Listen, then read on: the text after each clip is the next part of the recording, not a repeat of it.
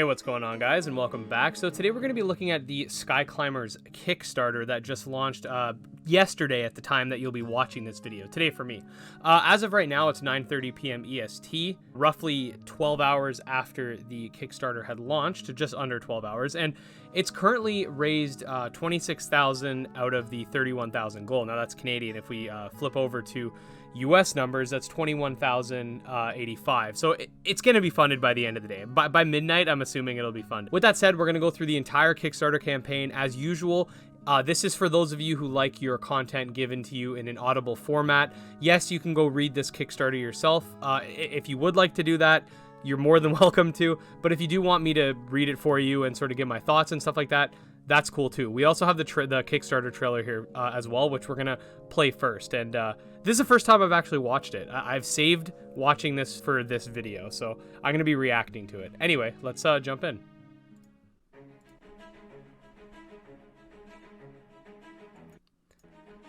I just want to take a second to just appreciate this. This is the kind of stuff you can build within the game.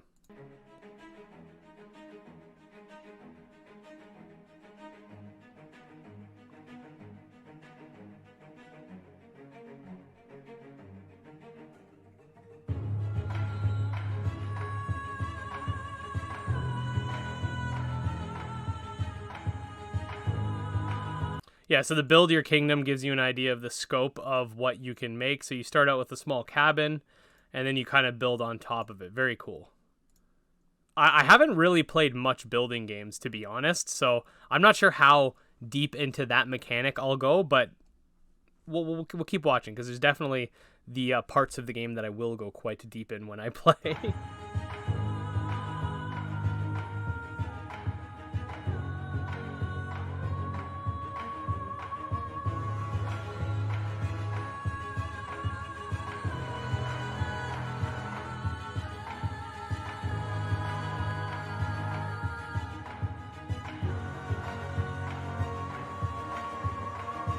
So in terms of the different classes, you have Mage, you have Paladin, which I'm assuming is just your typical melee class, and then you have Ranger, which is more stealth oriented. We're gonna get into all of that when we go through the Kickstarter, but I'm thinking for when I play, it's gonna be either Paladin or Ranger. I like the idea of the Ranger because I'm gonna have a monster to fight for me, because I'm going to focus more on the monster taming since we're a monster taming channel, and that's what sort of interests me the most about the game.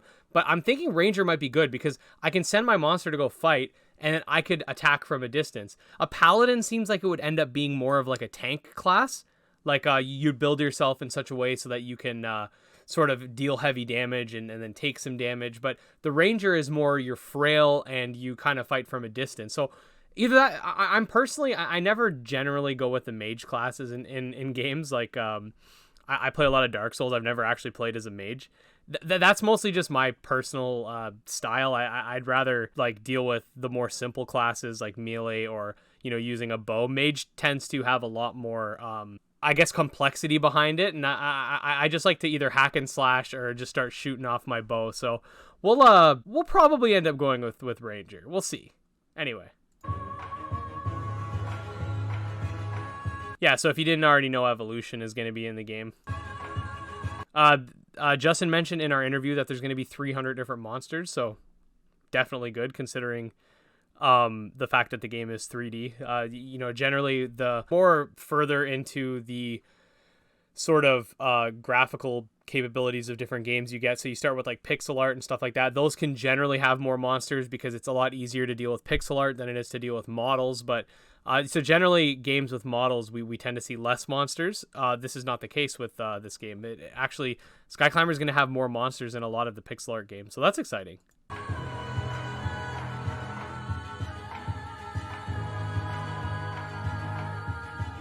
He's thick. Yeah, so we got the soaring, exploration, that purple thing. Also, if you want to see a breakdown of the last trailer video, a lot of the footage from that is in this video. I'll leave a link to it in the description so you could check it out, because we actually discuss a lot of what you see here. The Shui stuff. And there you go. There you have it. Paratort. Yeah, so the Kickstarter trailer, it's a compilation of stuff we've seen with some new stuff as well. I think it does a pretty decent job of giving you a general idea of what you can do in the game. A lot of the things are based on choice. So if you haven't seen the podcast or my previous video going over the trailer, a lot of the features within this game are not mandatory. You don't have to focus on kingdom building. You don't have to focus on monster taming. You can sort of cater your experience to what you personally like. So if you want to be like a survivalist monster tamer, you can. If you want to sort of be a kingdom builder and then use some of the RTS functions of the game, you can as well. We didn't get to see any RTS stuff, but if you're a fan of the RTS genre, this has RTS elements as well. Anyway, we can go to the story and whatnot. We have the goals here. Right now, obviously, it's day 1, so we haven't reached any of the stretch goals yet, but the first one's going to be 100 more tameable Sentius, which is definitely great. Like 100 sounds pretty good. That's for 50k, but the goal is 25, like I mentioned earlier. We'll go through the backer tiers as well really quick, but we'll do that after. Also, social media links will all be in the description. So we'll start off the game. Build your kingdom, choose your class, and evolve your companion in this city building / open world action RPG that takes place in a procedurally generated anime themed metaverse. Real-time base building. So you can see this was from the trailer. Villagers will spawn in your stronghold, manage game currency and resources for your kingdom, chop trees and mine for stone. Real-time building mechanics. So here you can see the sort of building. I think it was Barry who made a joke about it being like, hey, we can build some Fortnite stuff. but realistically, this is going to be a lot more intricate than that. But so you have real-time building. You can sort of do what you got to do here. Choose your class. So you can pick from one of 3. Each has its own unique skill tree and statistics. Unique class armor and weapon sets. I'm really liking the sword. You can have double-handed weapons, heavy armor sets, melee-oriented skill tree for the paladin. The mage has gauntlets and staff. The gauntlet idea is actually kind of cool. I like with the gauntlets, I could see stuff like Iron Man sort of beams that he shoots from his hands. That's kind of cool. Equip mage robe, support / aggro-oriented skill tree. And then you have ranger, wield longbows, equip cloaks, stealth-oriented. So I think that'd be a lot of fun from a monster tamer perspective. I know a similar game you can kind of talk about. Now, I'm not saying similar in all its other functions, but just in the idea of the monster taming would be like Far Cry Primal, where you have the companion monsters that you can sort of give a plethora of options for what they can do. Skyclimbers will have a lot more of an intricate set of commands than Far Cry Primal's simple like attack, go here, whatever. But I can imagine like being stealth oriented would be really good for that. You can sort of use your cloak to sort of hide or camouflage or whatever, and have your monsters do the dirty work for you. So survival, fight against mob enemies in groups or alone, farm or hunt resources to battle hunger, build barracks and command units to defend your kingdom. So that sort of goes into the RTS sort of stuff. Enemy clans will build opposing bases and settlements. So there's going to be an enemy clan to go alongside each of the, I guess, dynasties that you could choose from. I'm not too sure how in depth they'll go in the Kickstarter. This is all me basically reacting to the Kickstarter as I go. So we'll see how in depth we get. So tame monsters, and this is cool. So this is like so there's going to be mechanical monsters in the game. So it kind of gives me those Horizon Zero Dawn sort of vibes, which is another game that has monster taming elements, but I wouldn't necessarily say is like a full-fledged monster tamer. Whereas this game's going to have a lot more monster taming involved, with it having like 300 plus monsters and all that fun stuff. So monsters evolve as they level up, unlocking new abilities and moves. Choose one of 3 unique elemental starters, mix and match your class to create unique combos, use your companions in real-time combat, and the monsters are called Sentius. I believe this is the fire, or the magma, whatever the type is. I believe this is the sort of fire-natured starter. And we got a dragon. There's going to be lots of dragons. I believe there's going to be one for each dynasty, so that's exciting. Yeah, here we go. Every dynasty will feature a legendary elemental dragon, such as Arazos? I probably pronounced that wrong. From the Draconian dynasty. I like him. He's nice. I might just have to become a Draconian because of that. Then you get another look at this Rector, which is sort of reminds me of the Thunderjaw from Horizon Zero Dawn. Every dynasty will have feature a set unique of 3 starter lines. Yes, that's right. So there's actually going to be 27 starters, I believe. And each of them will be the same type based on the dynasty that you take. So you can catch all of them in the wild, but instead of having like a choice between grass, fire, or water, it'll be tied. The type will be tied to your dynasty. So these are all the magma starters. You have like the 3 on the left, the 3 in the middle, and the 3 on the right. And then you can venture off into different areas to get the other ones, because you have to remember that all of the dynasties are going to be broken up into like, or all of the areas are going to be broken up into biomes. So one biome might heavily focus on the magma type, whereas another biome might heavily focus on the water type, stuff like that. Here is Akaniko. Yeah, Akaniko, the adorable red panda. Great design. I really like the design of this one. Ride mounts, so you can mount your creatures, as we saw, on land, in the air. I'm assuming in the water too at some point. I'm not going to show this video because we did cover it in a different video. I believe one of our Monster Tamer news segments, but this is basically the biomes that you see throughout the game. You can see there's a forest. You can see that there's sort of the wasteland, the water one, and the grasslands. Grasslands and Breath of the Wild is a inspiration for this game, but definitely reminds me of like Hyrule Field. So I really like it. Here you get to see some of the sea biome. Discover each new biome with its own fauna and flora. Uncover an ancient story embedded into the world. Now we got the elements. So every character, object, and living thing in the game must consist of one of the pure elements. There's plasma, magma, terra, aqua, void, frost, air, and Gaia. Oh, and neutral, but Neutra. But I want to see if we can at some point get a chart for this, like a type chart, because I would definitely make a Skyclimbers types explained video if we can get more information on each at some point. Dynasties. Okay, so choose an epic dynasty based on one of the 9 elements, a historic real-world origin. I'm gonna butcher these names. I'm just throwing that out there, so don't hate me. The Rokuhito dynasty is based off of the ancient Africa and sci-fi fantasy. They possess the element Terra. So Terra being like the Earth. I believe this one's okay. I like to call it Draconian, but I believe it's Draconian. The Draconian dynasty is based on a mixture of Norse mythology and Gothic medieval themes. They possess the element Magma. The Foryoku dynasty is based on a mixture of ancient Japan and the Shaolin monks. They possess the element Air. I might end up going with this one. I really like Eastern concepts, so I might end up going with this one. A group of ancient humanoids, the Elders, from a far-away system, warp to your planet and initiate the Sentinels. A group of men and beasts choose to fight the Void and restore order to the universe. Dynasties across the game the game world will progress untouched from one another until a great disturbance caused intervention by the alien race. The Elders command on their own robotic units, mimicking the autonomy of any planet they arrive on, while also infiltrating the geopolitical landscape of each dynasty. Cool story idea. The World, a completely procedurally generated game that regenerates over time as you harvest its resources. Multiple biomes per region spread throughout the epicenter following a realistic distribution based on elevation. Each biome has a unique fauna and foliage which can be hunted for, harvested, or tamed. Kingdoms and races will populate biomes randomly, allowing you to interact with the settlements or recruit them to your dynasty.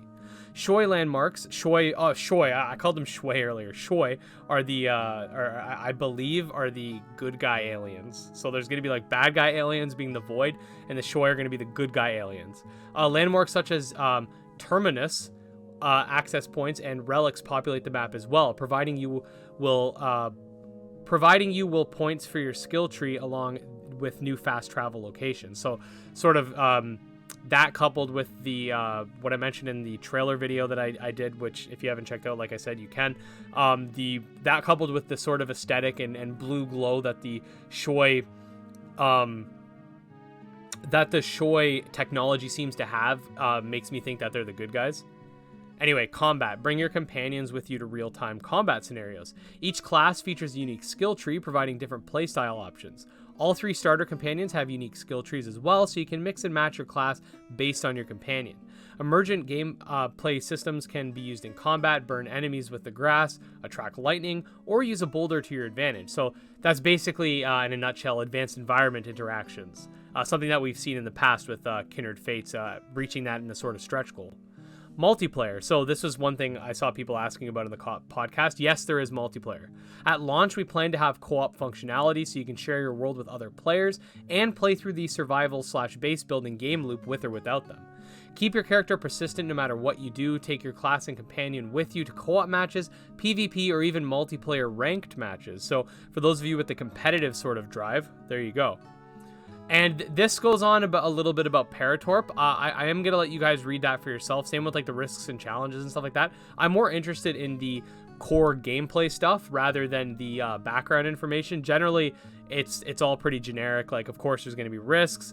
The team is made up of these people. We've collaborated on this and that. So you guys can check that out if you'd like.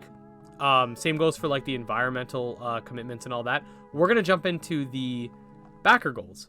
So the first backer goal is the supporter tier, which is about $20. That'll give you a digital copy of the soundtrack and a Dynasty themed USB flash drive. $20 again for the early bird edition, and there's still 754 of these spots available if you want to get it. This will get you the game, basically. The game and everything before it. You can get it consoles, mobile, or Stadia. And the release window is around mid-2022. And they, of course, that's for early access, and the game is going to be something that is continually updated. So you can imagine it like Fortnite was in early access for like years. I think it actually just recently technically left early access, but you can think of it like that, like or like Ark, where you keep getting these expansions. But in this case, they're all going to be free. The standard edition, I believe this is basically just the early bird edition, but not the early bird. Yeah, pretty much the same thing. Alpha edition will give you the alpha, a couple game keys, a couple alpha keys, which is nice. The physical edition, so you can get a physical edition of the game for whatever platform you'd like. And it gives you two game keys. So I'm thinking like I get the physical edition. I went for the one above that, but like I'll get the physical edition for like console or something, because I'd like to have it on like, let's say PS4, PS5 or whatever as a physical copy, because I like to collect stuff like that. And then I'll get like the digital one for Steam, because so I can do streams and stuff more easily. Then I have to go up here to see my tier. The deluxe edition will get you a plushie and then all the previous stuff. Let's see here. Gotta go back down. Okay, the premium edition gives you an art book, a physical one at that. The and a canvas print. The controller edition, this is pretty interesting. So it gives you a Bluetooth controller that works for phone and PC. That's specifically based on the game. I think that's really cool. It's a $250 tier. But it is pretty cool. Like, you have a very custom controller in that sense. The $450 tier, which is the... Oh, no, there's a few more. That'll get you the all the plushies for all the starters, as well as a t-shirt with Akaniko on it, as well as everything from before. Then you have the designer edition. Basically, you can help design a Sentius. This is pretty standard with Monster Tamer games, having a very high tier dedicated to specifically making a monster. I know we already have one backer for this one, so I know that's something that some people really enjoy, is to be able to put their own thing into the game. So that's pretty cool. And then at $2,500, you have the Legendary Edition, which gives you a 3D printed statue of Arazos, the dragon, along with a 5-piece canvas wall of your choice between 3 screenshots and stuff like that, and then all the previous tiers as well. But yeah, so that's pretty much the gist of this Kickstarter. The game's going to be funded. It's coming to all platforms. It's looking pretty good. And I know pre-alpha is going to roll out soon, and they're going to eventually have it during the pre-alpha even, where I can start to stream it and stuff like that, like if and when I get access. So that'll be pretty cool too. Like, we can sort of mess around and check out the world and stuff like that, like in a pre-alpha state. So I'm expecting, in that case, like you're basically like a tester, so I'm expecting like bugs and stuff like that. But I wouldn't be I honestly wouldn't be surprised if it's already pretty polished. Anyway, with that said, let me know what you guys think of this game. It seems like a very ambitious project, and I am definitely looking forward to seeing it flourish. Like I said before, I'm pretty sure it's been gaining money this whole time, but that we've been doing this video. But like I said before, I am very excited to see what they have in store.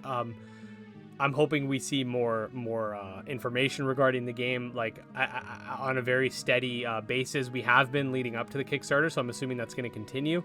And yeah, definitely check out all their social media links that will be linked in the description, including the Kickstarter. And I'll see you guys in the next one. Peace.